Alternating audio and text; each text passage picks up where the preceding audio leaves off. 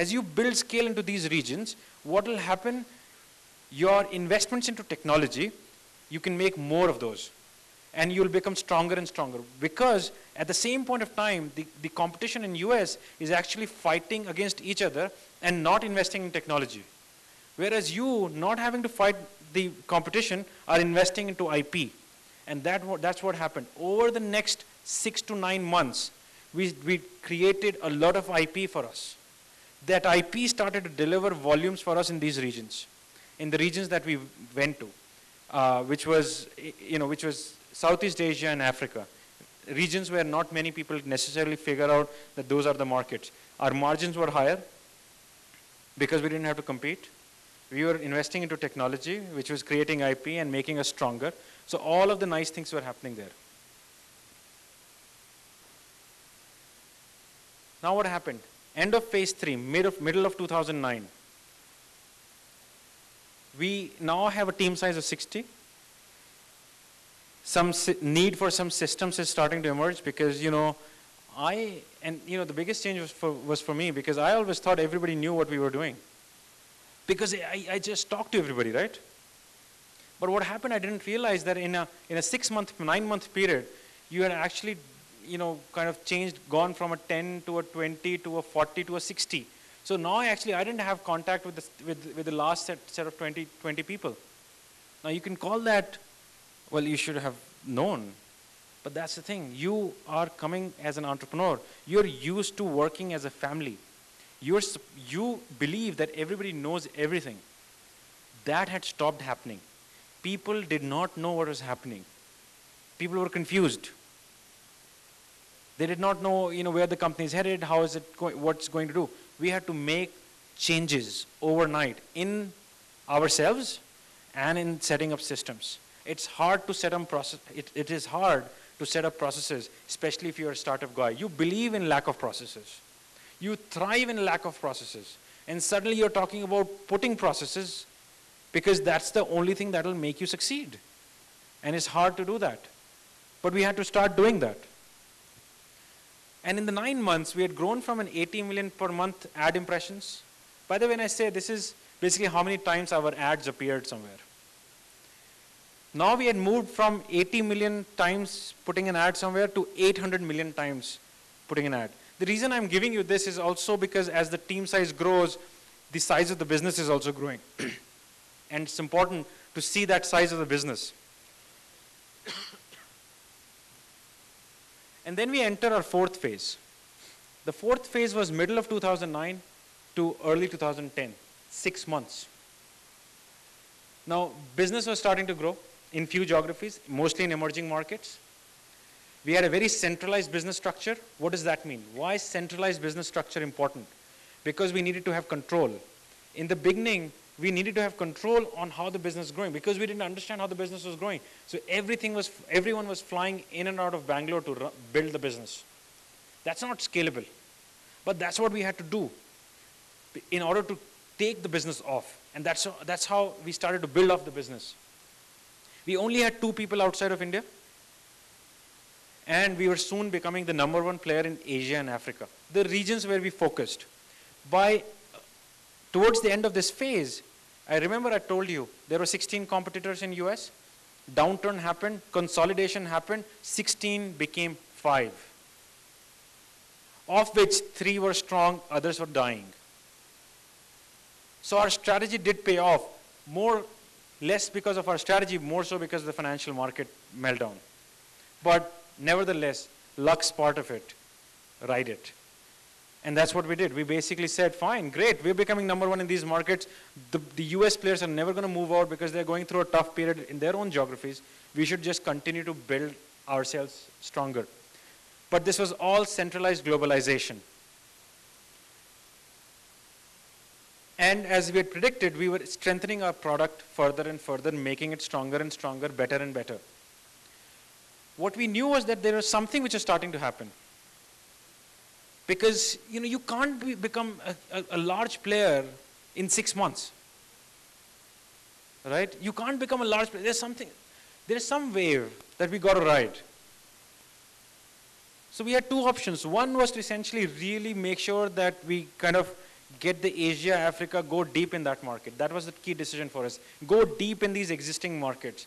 The second was just go for it across the world. There's something which is in your favor. In these regions, things have been working. You're competing with the best player. You're gaining market share against them. You might as well go for it. And that's what we decided to do, that we should just press the pedal. Now, another key decision. Aha, you guys are in emerging markets. You have no clue how business happens in developed markets.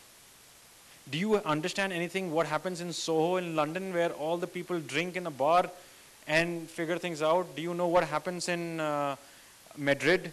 Do you know what happens in Munich? Do you know what happens in New York? The answer was no. The answer clearly was no. And hence, the argument was, do not go to these regions, which I didn't like. But that wasn't making sense. Like, all the points that we didn't know these things were correct. But that conclusion didn't make sense. Because that's just like saying, you know, I can't do a lot of things then, right? I got to know everything that I have to do. Well, actually, you don't. You got to figure out. That's what entrepreneurship is about. You are not going to have all the resources at all points of time. So figure out. Now, remember, our product was supposed to be global, right? We did that a year ago. Now, because it was global, we had the confidence of going into these markets. We said we can. So what did we do? We made first trips to Europe ever. Ever. My first trip to London was in May of 2009. My first trip to Germany was in August. First trip to Japan was in November. All of these regions were the first time I personally went to, the company went to for the first time. Most of the people had never been to these regions.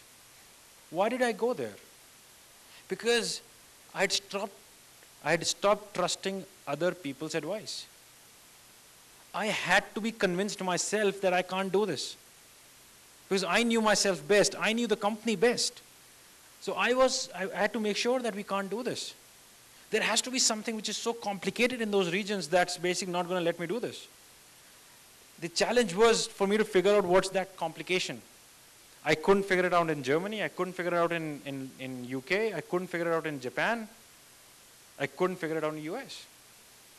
So what did we do? We came back and said, well, we're going to go to all of these regions.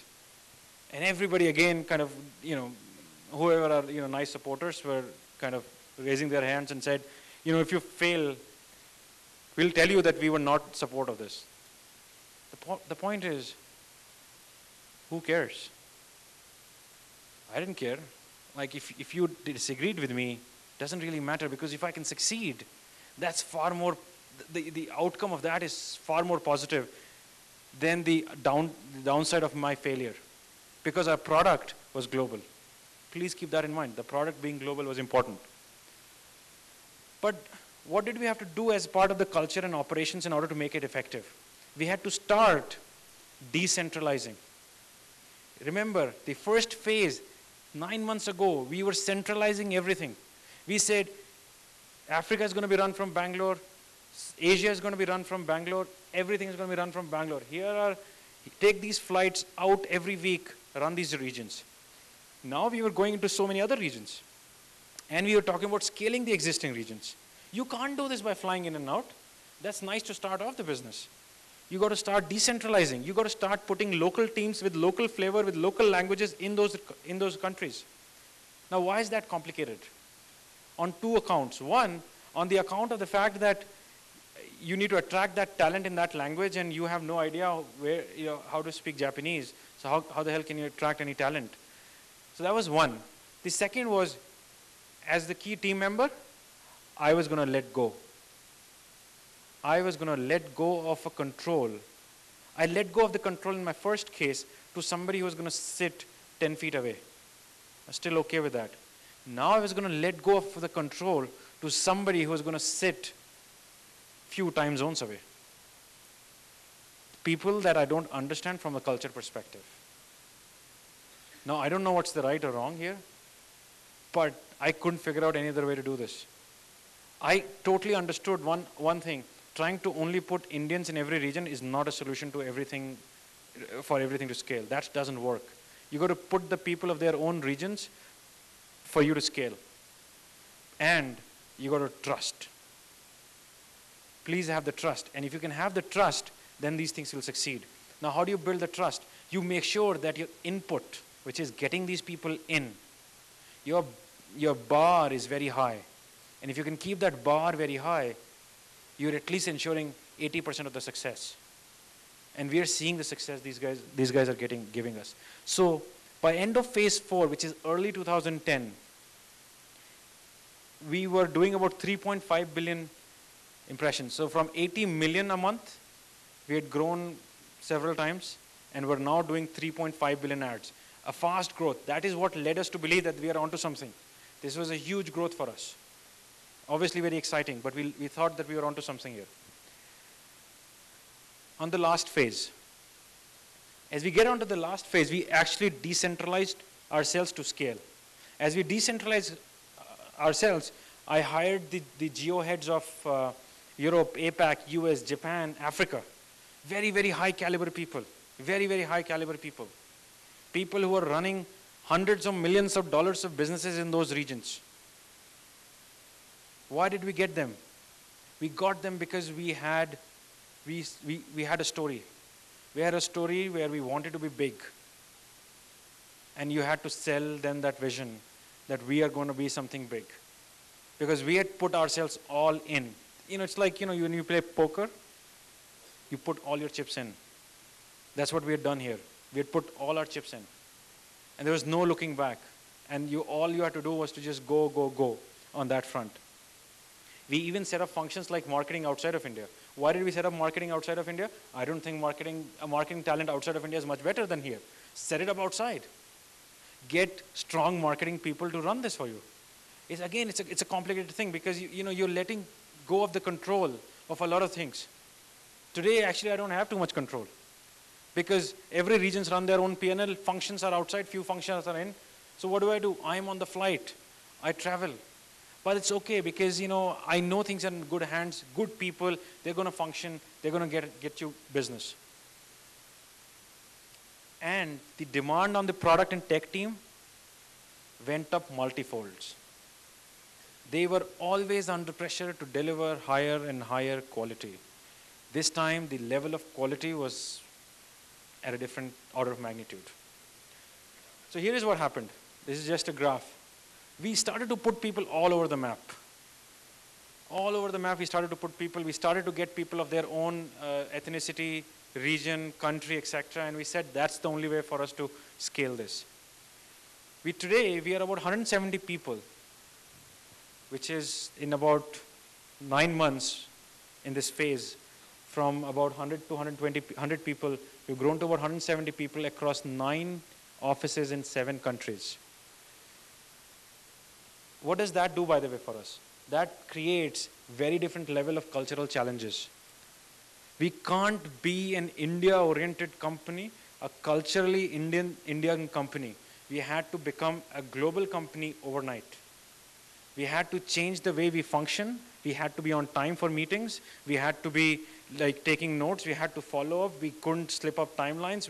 There are so many things that you couldn't do that are part of our culture. You had to become global overnight. What do? You just put people in those tough positions. As soon as you put them in those tough positions, things start to happen. Now, here is what happened. Today, we are the second largest ad network in the world, period. We reached to about, thank you. We reach to about 225 million people every month showing them our advertising.